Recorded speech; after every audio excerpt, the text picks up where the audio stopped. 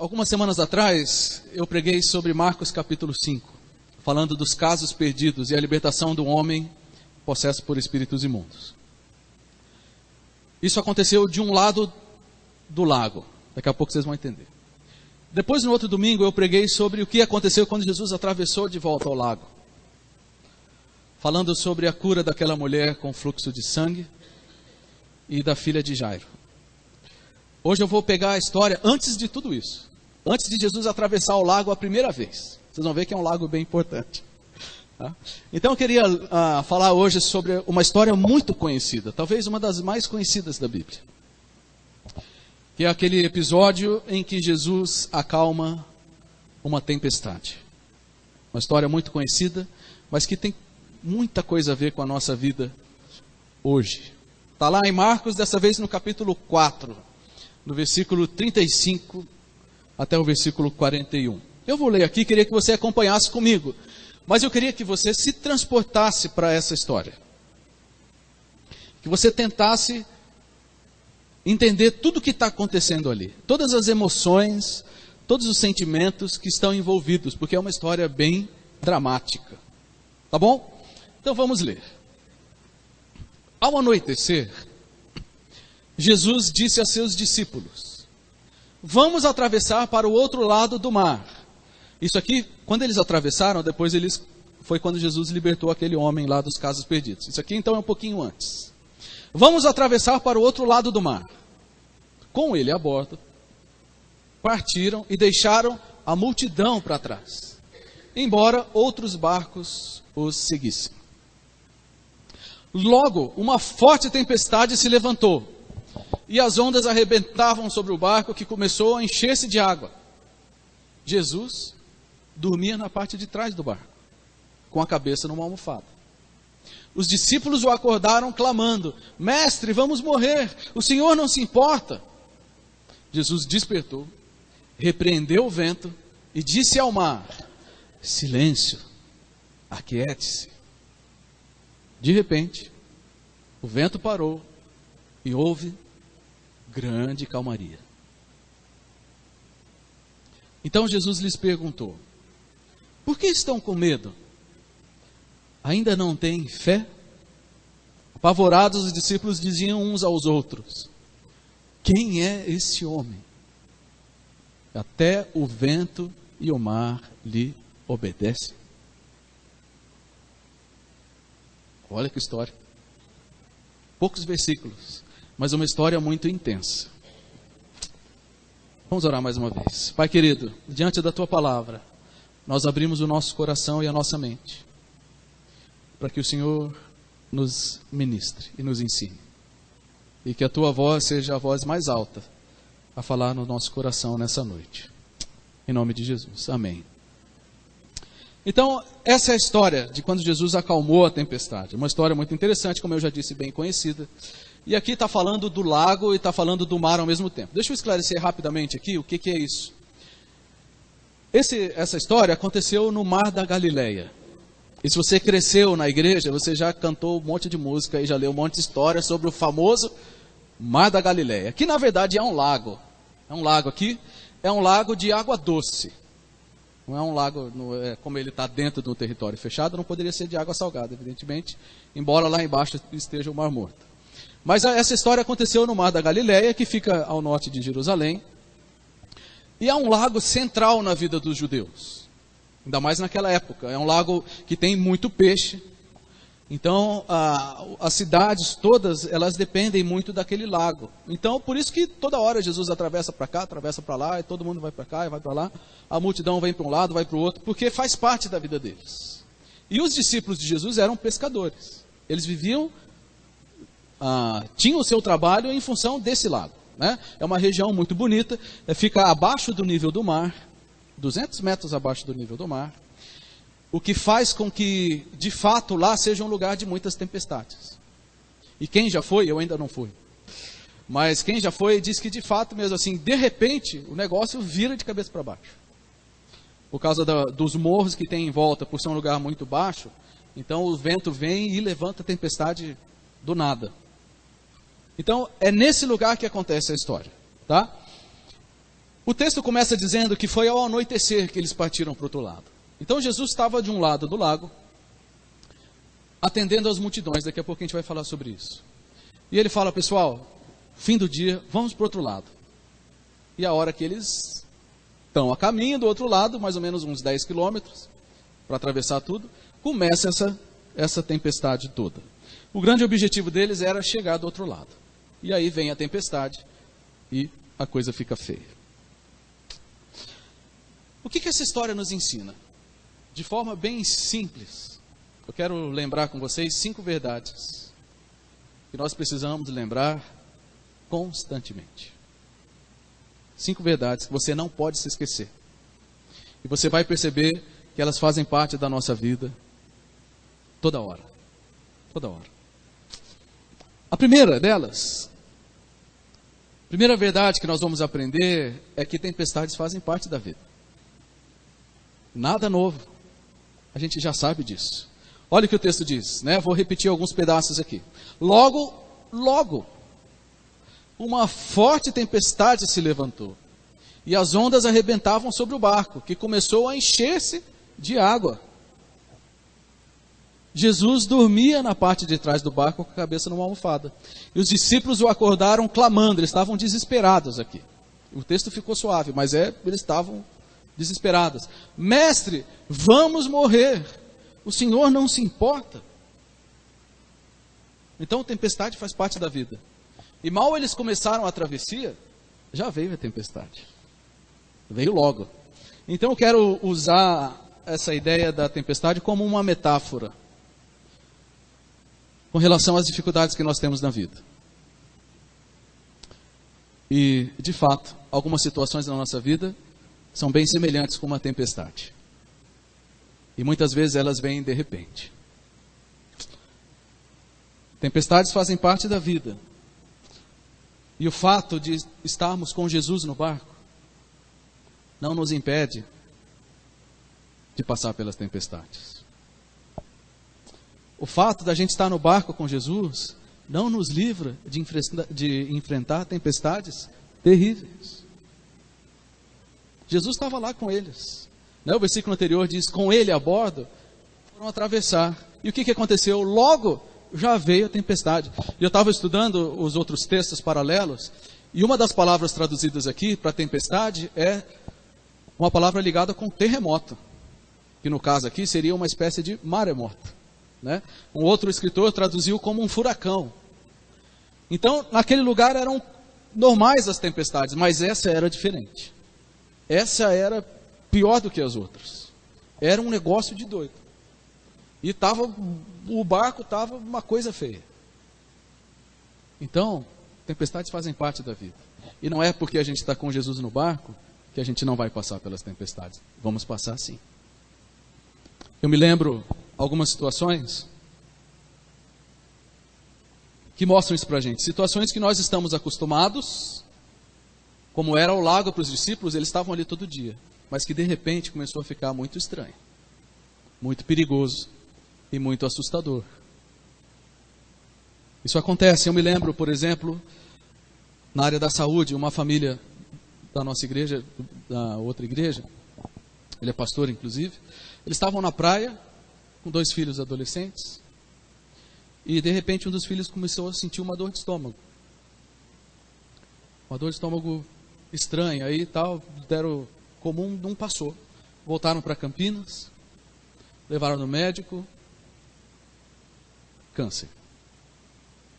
Um menino de 15 anos, tocava violino, inteligente, bonito, com a vida toda pela frente.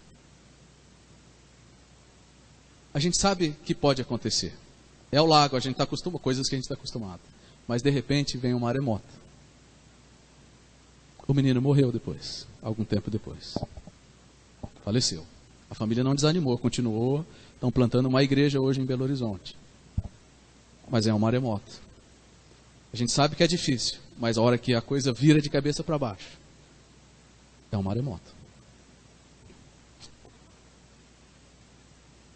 Você tem o seu trabalho, você tem planos, você está crescendo profissionalmente, tem projetos, começa a fazer investimento, ou se planeja com coisas para a sua vida, para a sua família, está tudo feliz, todo mundo animado com as possibilidades. De repente, uma segunda-feira de manhã, você chega para trabalhar e alguém fala assim, ó, o chefe quer falar com você lá na sala dele. É o mar que você está acostumado, mas de repente vem um maremoto. Fala assim, ó, passa lá no RH, infelizmente você está sendo desligado. Acontece ou não acontece? É o maremoto. Eles estão acostumados com o mar, mas de repente vem o maremoto. Jesus estava com eles, isso não impediu que eles passassem pelo maremoto. Nos relacionamentos, alguém que você confia, alguém que você ama, alguém em quem você deposita compromisso, de repente um dia vira para você e fala, não quero mais nada com você. Acabou. Pode ser relacionamento de casamento, pode ser de amizade, mas é um maremoto. É um maremoto. Estava indo tudo bem, você ama Jesus, Jesus está com você no barco, mas de repente vem o maremoto. Estou falando de coisas de outra vida aqui? Não, gente, é a nossa vida. É a nossa vida. Logo veio uma forte tempestade. Então, o fato de estar com Jesus no barco não nos impede de passar por tempestades, porque as tempestades fazem parte da vida. E tem um detalhe, aqui eu quero citar o pastor Granconato, que ele diz assim, além dessas tempestades da vida, quem segue a Jesus vai sofrer tempestades específicas de seguir a Jesus.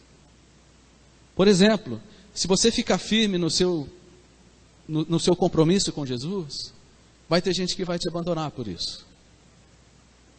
As pessoas vão parar de chamar para algumas coisas. Se você ficar firme no seu compromisso com Jesus, as pessoas talvez vão ser injustas com você por causa disso. Porque todo mundo faz de um jeito, mas você, por causa da sua fé, não faz mais daquele jeito. E as pessoas vão começar a te tratar de maneira injusta. As pessoas talvez vão começar a falar mal de você injustamente. É o maremoto, gente. É a tempestade. Por que eu estou falando isso? Para a gente lembrar que as tempestades fazem parte da vida e não é o fato de ter Jesus com a gente que vai nos livrar disso. Mas eu preciso também lembrar que essa é a verdade do Evangelho. Porque Jesus disse o seguinte, aqui no mundo vocês terão aflições. Foi Jesus que disse. E eu preciso dizer que, infelizmente, tem sido pregada uma mensagem diferente dessa. De que quando você vem para Jesus, os seus problemas acabaram. Isso não é verdade. Isso não é verdade. Esse mesmo pastor Granconato, ele estava pregando sobre isso, ele diz que tem sido vendido um evangelho de carrossel. Que você vai subir no cavalinho, a luzinha, a musiquinha, todo mundo feliz, dando tchauzinho. Não é isso, gente. O evangelho é o barco na tempestade. Seguir Jesus, vai ter tempestade. Então, você quer seguir Jesus? Saiba que pode ser que logo venha a tempestade. Mas essa não é a única verdade desse texto, tem outras verdades boas também. Então, nós precisamos ter consciência de que a vida não é fácil para ninguém, e a vida não é fácil nem para um cristão, para um discípulo de Jesus. Paulo, o apóstolo Paulo, nas últimas palavras, ele disse assim, eu combati o bom combate. Combate é coisa fácil? Não. É um bom combate. É bom, mas é combate. Então, nossa vida não é fácil. Não tenhamos a ilusão de mares tranquilos o tempo inteiro, porque logo a tempestade virá. Mas Jesus está no barco. Isso faz toda a diferença. Então, a primeira verdade, tempestades fazem parte da vida. A segunda verdade é que Deus usa as tempestades para nos ensinar. E foi exatamente o que aconteceu nessa história. Logo veio uma forte tempestade, vou ler algumas vezes, tá? As ondas se arrebentavam sobre o barco, que começou a encher-se de água. Jesus dormia na parte de trás do barco. Uai, que coisa estranha. Com a cabeça numa almofada. Os discípulos acordaram clamando, mestre, vamos morrer, o Senhor não se importa. Jesus despertou, repreendeu o vento e disse ao mar, silêncio, aquiete-se. E de repente o mar parou e houve grande calmaria. Deus usa as tempestades para nos ensinar. E esse contraste é muito interessante, né? As ondas enchiam, assim, a ideia é que estava cobrindo o barco, e aqueles discípulos já estavam no sufoco, literalmente, já estavam, não tinha mais o que fazer, o barco para lá e para cá, aquela confusão, e Jesus dormindo. E aí eu olhei no Evangelho de Mateus, no Evangelho de Lucas, é isso mesmo, Jesus estava dormindo mesmo. Dormindo profundamente. Será que Deus não se importa? Será que Jesus não se importa com a tempestade? Com o medo? Com o aperto que os discípulos estavam passando? Será que Jesus não se importa? Ou será que ele estava querendo ensinar alguma coisa? Certamente ele estava querendo ensinar uma lição para os discípulos. E aqui a gente tem algumas lições. E aqui é importante a gente agora mudar o foco da situação, da tempestade, para o coração dos discípulos. E é essa a lição, é uma lição não sobre a tempestade, mas é uma lição sobre como passar pela tempestade. E mais importante do que a tempestade em si, é a forma como nós passamos por ela. Sabe, a tempestade não impressionou Jesus nem um pouco, tanto que ele estava dormindo. Mas ele queria ensinar os discípulos. Queria ensinar os discípulos. Às vezes Deus demora para responder a nossa oração. E talvez muitos de nós agimos muito parecido com os discípulos, falando: Senhor, o Senhor não se importa? Você não está ouvindo que eu estou gritando? Você não está ouvindo que eu não aguento mais? O Senhor não está ouvindo que eu estou desesperado? O Senhor não se importa? Mas calma. Às vezes, tanto a tempestade quanto a demora em Deus agir, elas servem para nos ensinar. Mas como é difícil isso. Como é difícil. Porque os discípulos estavam desesperados. E quando parece que Deus não se importa, a gente também fica desesperado. Então eu queria lembrar algumas coisas. Que as tempestades, elas nos ensinam que há situações que fogem do nosso controle.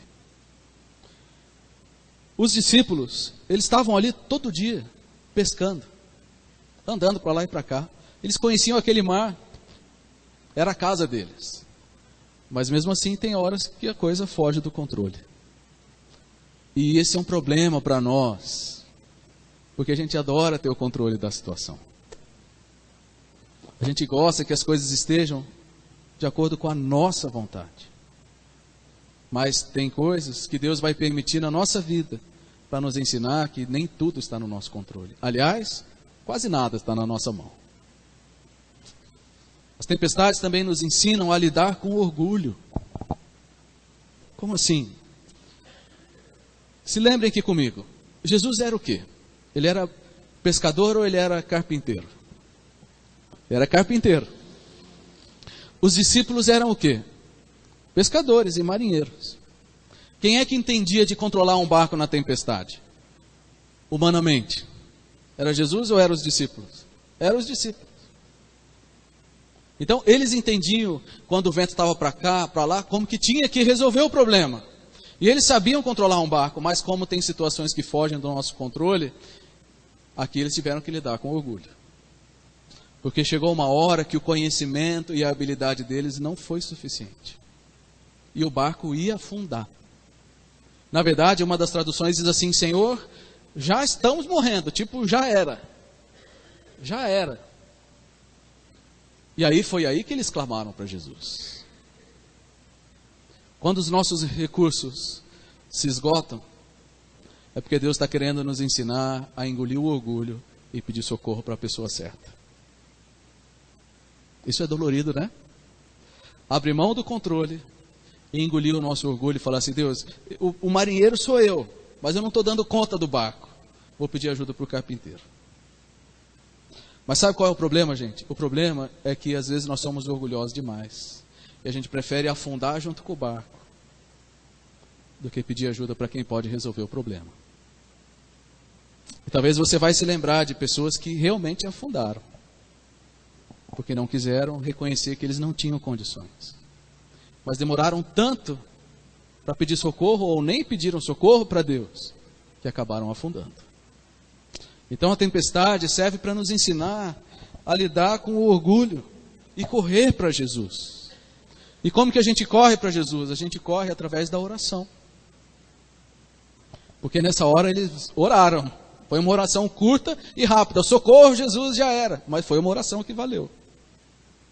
Né? E a gente já aprendeu na vida que às vezes as orações mais sinceras que a gente faz são na hora que o barco está afundando. Na hora que o barco está afundando, a gente ora com uma sinceridade maravilhosa. Eu quero ler algo de um pastor americano, aquele pastor David Cruz, que ele diz o seguinte: o mar agitado não acordou Jesus. O vento e o balanço do barco não acordaram Jesus. O que acordou Jesus foi o clamor dos discípulos. Sensacional isso aqui. O barco estava... E Jesus, enquanto era só a tempestade, Jesus estava de boa, dormindo. Mas a hora que os discípulos pediram socorro, aí ele acordou. Isso mostra para a gente uma coisa, meus queridos. Uma lição sobre o poder da oração. É claro que Deus não está dormindo e que precisa ser acordado por nós. Mas essa é uma lição para nós, para a gente não perder a esperança no poder da nossa oração. Porque a nossa oração, Deus ouve, é o que nós cantamos, é o que nós falamos aqui. E talvez você tenha orado por alguma coisa específica já por tanto tempo. E talvez para você, como eu já disse, talvez parece que Deus não se importa com a sua oração. Eu quero dizer que Ele se importa. Ele se importa. Mas se ainda Ele não respondeu, é porque Ele ainda está te ensinando a confiar mais nele. Está te ensinando a esperar. O mar não acordou Jesus, mas o clamor dos discípulos acordou. Então, às vezes, Deus vai permitir a tempestade na nossa vida, para nos colocar nessa posição de humildade. Para nos ensinar a confiar e a orar, abrindo mão do nosso orgulho, do nosso conhecimento, e pedindo socorro para quem pode ajudar de fato. Mais uma última lição nesse ponto. Deus permite a tempestade, mas jamais nos abandona. Jesus estava lá no barco com ele. Ele não mandou os discípulos sozinhos. Ele foi junto. E o barco balançou com os discípulos, balançou com Jesus também. A onda molhou os discípulos, molhou Jesus também. Claro que os discípulos estavam desesperados, Jesus não. Mas Jesus está com a gente na tempestade. Ele não nos deixa, Ele não nos abandona. E colocando de uma forma muito simples, se o seu barco está balançando, Jesus está balançando junto com você. Não é porque Ele vai se assustar, mas porque Ele não te abandona.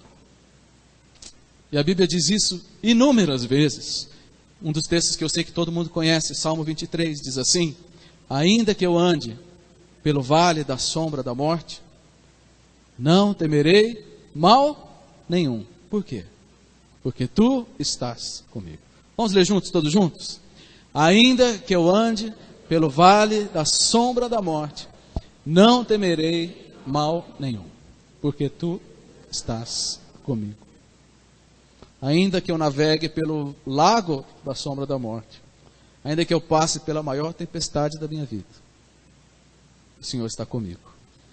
E eu queria dizer para você nessa noite que você não está sozinho. Se você já abriu espaço na sua vida para Jesus estar com você, e se Ele é o Senhor da sua vida, você jamais, jamais vai andar sozinho.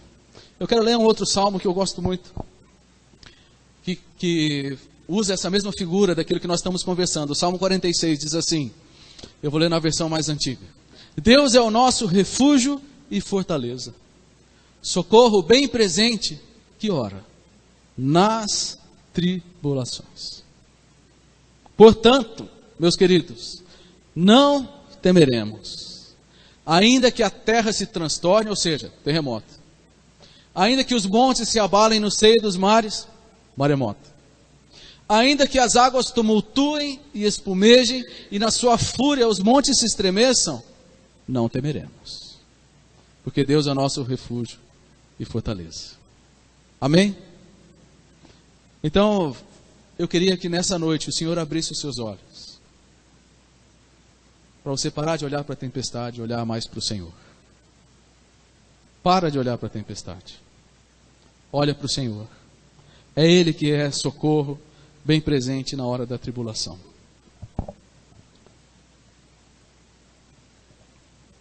As tempestades fazem parte da vida. Deus usa as tempestades para nos ensinar. A nossa terceira verdade é que só Jesus é a fonte da verdadeira paz. Tudo isso que eu estou dizendo aqui são verdades bem conhecidas da fé cristã. Nada disso é novidade, mas a gente precisa lembrar mais disso. Só Jesus é a fonte da verdadeira paz. Olha o que o texto diz. Jesus despertou, repreendeu o vento e disse ao mar: silêncio, aquiete-se. E de repente o vento parou e houve grande calmaria. Olha, quem queria ver isso aqui ao vivo, hein? Bem longe do barco, claro, né? Só de cima, assim. Só. Mas olha que cena, que milagre sobrenatural. Jesus é a fonte da verdadeira paz. A tempestade só parou quando Jesus entrou em ação. Assim também é na nossa vida. A paz verdadeira só vai fazer parte da nossa vida quando a gente permitir que Jesus haja. A gente precisa sair de cena e deixar Jesus trabalhar. Aí o mar vai se acalmar, a tempestade vai se acalmar. Não podemos tentar tomar o lugar de Jesus, porque nós não temos esse poder. Ele tem. Então a paz verdadeira na sua vida, na nossa vida, só virá quando Jesus agir. Sabe, lá em João 16:33, o mesmo Jesus que disse assim: no mundo vocês terão aflições. Eu li só um pedacinho, agora eu quero ler o versículo todo. Ele disse assim: eu lhes falei tudo isso para que tenham paz em mim. Aqui no mundo vocês terão aflições, mas animem-se, pois eu venci o mundo. Aqui no mundo vocês vão ter tempestade, maremoto, furacão, desemprego, problema. Mas animem-se, eu sou maior do que tudo isso. Eu dou uma paz que vai além do entendimento. A paz que Jesus nos dá, gente, não é uma paz natural, é uma paz sobrenatural. Por que eu estou falando isso? Quero voltar em algo que eu já disse. A gente não pode confundir a bênção de Deus com bem-estar somente. Deixa eu repetir. A gente não pode confundir as bênçãos de Deus somente com um bem-estar ou que as coisas estão dando certo. Não é só isso. A paz de Deus e as bênçãos de Deus, elas são sobrenaturais. Elas não têm nada a ver com a circunstância. Ela pode se manifestar na circunstância, mas Deus não é obrigado a fazer que dê tudo certo na nossa vida. Porque nós estamos num mundo caído. E nós vamos passar por dificuldades. Mas a paz que Deus dá no coração, na alma, na mente, é uma paz que vai além de tudo isso. E é importante nesse ponto, eu frisar algo aqui importante, entrando numa parte um pouco mais teológica agora. Né? É isso que eu falei, a gente não pode confundir a paz de Deus com o bem-estar. Não sei se você sabe, mas existem hoje no mundo mais de 240 milhões de cristãos que são perseguidos, que correm risco de vida. 240 milhões, mais do que a população do Brasil. A chance da vida deles se transformar num bem-estar é praticamente zero. Não vai ter bem-estar. Na verdade, a maior chance é que eles morram mesmo, por causa do Evangelho. Né? Semana passada, 20 pessoas foram mortas a caminho da igreja na África. E a paz de Deus? E a tempestade? Poxa, Deus não atendeu o clamor deles? Aqui entra uma questão teológica importante. O cristão, ele sempre precisa manter os olhos na eternidade. Porque a nossa paz, ela é do coração. A vida eterna, ela começa no coração. E para os cristãos, a morte nada mais é do que o início da verdadeira paz. Da paz que não acaba jamais. Da paz que dura para sempre. Olha o que diz esse texto. Se a nossa esperança em Cristo vale apenas para essa vida, o bem-estar, a prosperidade, nós somos os mais dignos de pena em todo o mundo. Entenderam? É claro que Deus pode nos abençoar e nos dar uma vida de boas coisas, não tem problema. Mas se a tempestade vier, e se a tempestade não passar e chegar até a morte, o cristão ainda assim está em paz. porque a nossa esperança está na eternidade. Deixa eu contar uma história para vocês. O ano de 2017. Uma outra moça a gente nem conheceu, mas o testemunho dela foi muito bonito. Eu já contei uma vez aqui. O nome dela era Keila. Ela foi da igreja Shalom em Londrina que nós participamos. Uma moça jovem ainda, casada, tinha um filhinho de 2 ou 3 anos. E ela teve um câncer também. E a situação evoluiu, foi piorando. E os médicos falaram, não tem mais jeito, vai morrer. Mas ela conhecia Jesus. Ela tinha a paz que vai além das circunstâncias. Ela tinha a paz sobrenatural. E por causa disso, ela fez algo muito bonito. Alguns dias antes dela falecer, ela chamou primeiro a sua família, se despediu deles, abraçou todo mundo, chamou o marido, chamou o filhinho, abraçou, beijou, despediu. Chamou o seu pequeno grupo, abraçou todo mundo, se despediu deles. Pessoal, eu estou indo na frente, daqui a pouco vocês chegam lá também. Chamou o pastor, falou, pastor, eu sei que eu vou morrer. Eu gostaria que no meu culto, o culto fúnebre, cantasse essa música, falasse isso. Uma paz sobrenatural. Ela morreu. Mas ela tinha os olhos na eternidade. Nem sempre a tempestade aqui vai passar. Mas isso não significa que Jesus não continue sendo a fonte da paz verdadeira. Então, quem é que consegue suportar a tempestade desse jeito que eu contei a história da moça? Quem é que suporta assim? Só quem tem a paz de Jesus. Só com a paz de Jesus. Só Jesus é a fonte da verdadeira paz. A penúltima verdade é que a fé é a base do relacionamento com Jesus, com esse Jesus que dá a paz. Como é que a gente se relaciona com Jesus? Através da fé. Continuando o texto. Então Jesus lhes perguntou, depois que ele acalmou o mar, depois que ele acalmou a tempestade, ele falou, pessoal, por que vocês estão com medo? Que desespero é esse? Vocês ainda não têm fé? Em outras palavras, ele está dizendo, que fé é essa que vocês têm, que na tempestade vocês ficam desesperados? Para relacionar comigo não pode ter esse tipo de fé. É como se Jesus estivesse dizendo isso. A exortação de Jesus é com relação ao tipo da fé que os discípulos tinham, que estava um pouco confusa. O problema deles era um problema de fé na pessoa de Jesus. Eles estavam duvidando de que Jesus era quem ele era. E de que ele estava cuidando deles. Mas também eles tinham um problema com a palavra de Jesus. Porque no começo da história, o que Jesus disse? Pessoal, vamos lá para o outro lado. Se Jesus disse que eles vão chegar do outro lado, eles vão chegar do outro lado. Não interessa se tem tempestade no meio do caminho. Então isso mostra para a gente que para se relacionar com Jesus é preciso ter fé na pessoa, no sentido de que Ele pode fazer as coisas por nós. E no sentido de que se Ele disse, vai acontecer.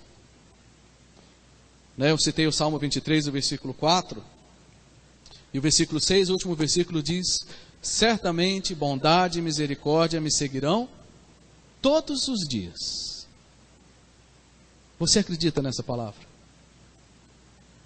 Você acredita nessa palavra? Mesmo naqueles dias que dá tudo errado. Mesmo naquela semana, ou naquele semestre, naquele ano que dá tudo errado. O Salmo 23 não muda. A bondade e a misericórdia do Senhor permanecem sobre nós todos os dias. Então essa é uma exortação para nós. A gente confia mesmo em Jesus. A gente confia mesmo no que Jesus diz.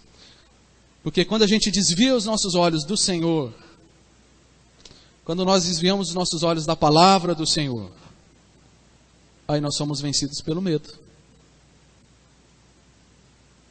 Para de olhar para Jesus, para de olhar para a palavra dele, você vai viver apavorado. Vai viver apavorado com a segurança, você vai viver apavorado com o dinheiro, você vai viver apavorado com a família. Porque é isso que acontece. Quando a gente tira os olhos de Jesus, a tempestade fica gigante. Mas A lição é essa. Vamos voltar os nossos olhos para Jesus, porque a fé é a base do relacionamento com Jesus. Sem fé é impossível agradar a Deus. A nossa última verdade está no último versículo, que mostra que Jesus é o Salvador. Jesus é o Salvador. Então Jesus lhes perguntou: por que vocês estão com medo? Vocês ainda não têm fé? Apavorados, os discípulos diziam uns aos outros, presta atenção: quem é esse homem? Até o vento e o mar lhe obedecem. Não é que eles não sabiam quem era Jesus, eles sabiam. É que eles estavam impressionados demais, tipo, meu. É que eles não eram, né? Não falavam meu, mas se fosse. Meu, que louco, tal. Quem que é esse cara? Eles estavam impressionadíssimos com o que Jesus fez. Mas o que isso tem a ver com o fato de que Jesus é o Salvador? É que essa é a pergunta mais importante que a gente tem nesse texto. Quem é esse homem? Quem é Jesus? Os discípulos passaram pela tempestade, a tempestade foi acalmada, eles entenderam o valor da fé, mas a pergunta mais importante é a resposta. A pergunta mais importante é essa, e a resposta tem que ser correta. Porque essa é a pergunta que está na cabeça de muita gente. Tudo bem, talvez eu vou na igreja, eu quero Jesus, mas quem é exatamente Jesus? Por isso essa pergunta tem que ser respondida do jeito certo. Tem muita gente dizendo que Jesus é um monte de coisa que ele não é. Mas o que ele é o Salvador. E é isso que o texto nos ensina de um jeito muito interessante.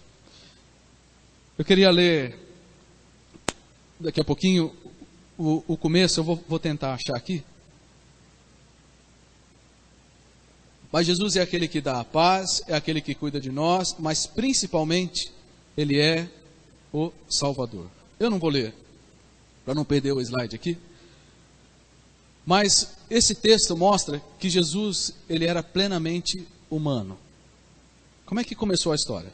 Isso que eu queria mostrar aqui, mas não precisa.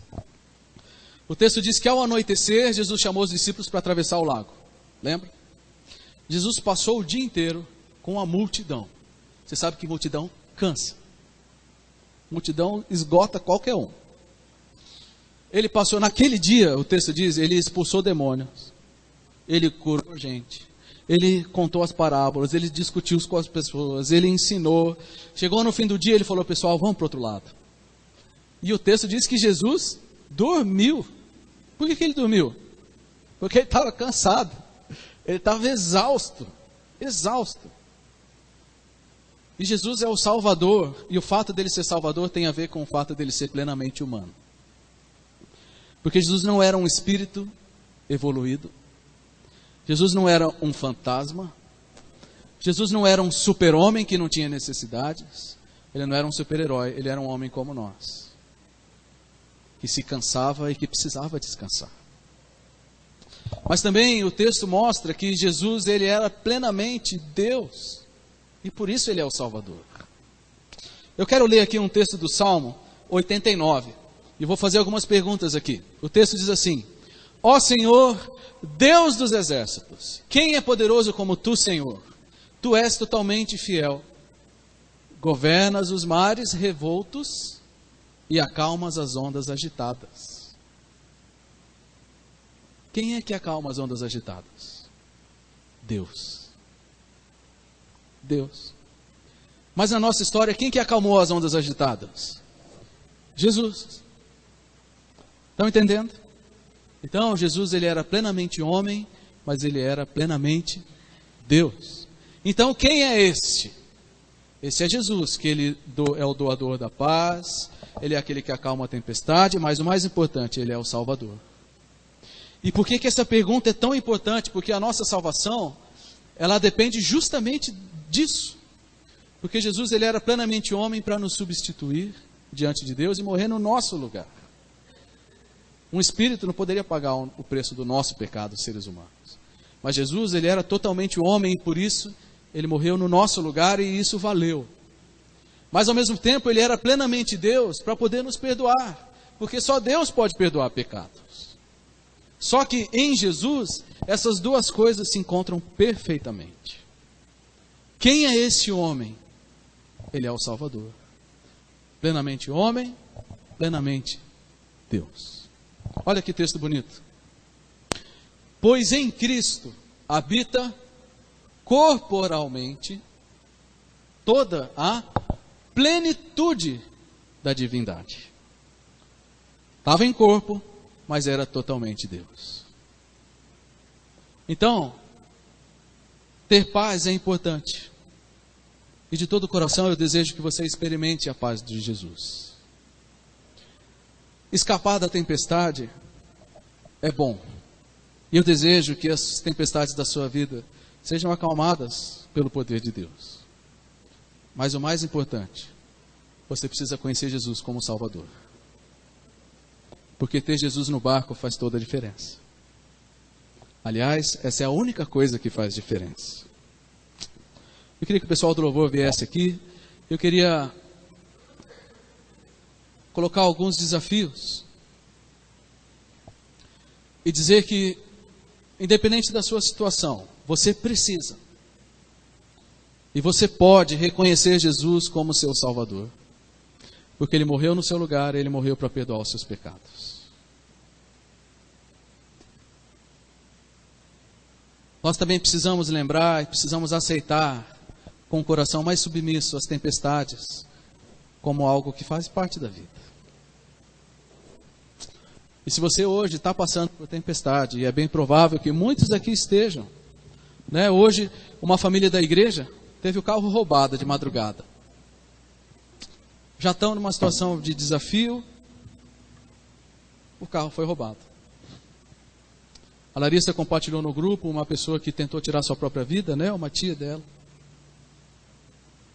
Tempestade, gente. Talvez você esteja passando por uma tempestade. Faz parte da vida. Não se revolte contra o Senhor. Mas também nós precisamos aprender a orar mais e sermos mais humildes. Como a gente briga com o orgulho. E como o orgulho nos afasta de Deus. E por último, nós precisamos aprender a confiar mais na pessoa e na palavra de Jesus. Jesus acalma as tempestades, porque Ele está conosco todos os momentos.